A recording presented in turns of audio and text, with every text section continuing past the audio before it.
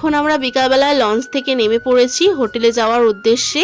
আর একটা সুন্দর ভিউ দেখতে দেখতে এখন আমরা হোটেলের দিকে যাচ্ছিলাম।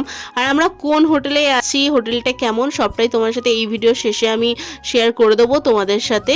তো ভিডিওটা দেখতে থাকো। তার আগেই দেখো আমার কাদের সাথে দেখা হয়ে গেছিল।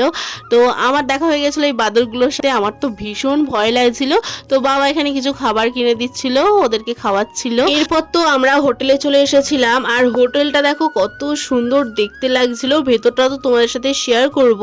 তো সন্ধেবেলাতেও দেখো হোটেলটা কত সুন্দর লাগছিল, আর হোটেলের যে লাইটগুলো জ্বলছিল ওর জন্য বেশি ভালো লাগছিল। আর সন্ধেবেলায় দেখো আমাদের হাতে এখন ধরিয়ে দিয়েছে পকোড়া, আর তার সাথে ছিল কফি।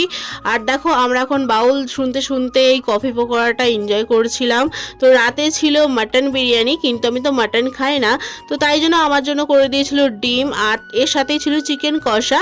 আর আমি এমনি বিরিয়ানিটা অল্প করে নিয়েছিলাম মাটন বাদ দিয়ে।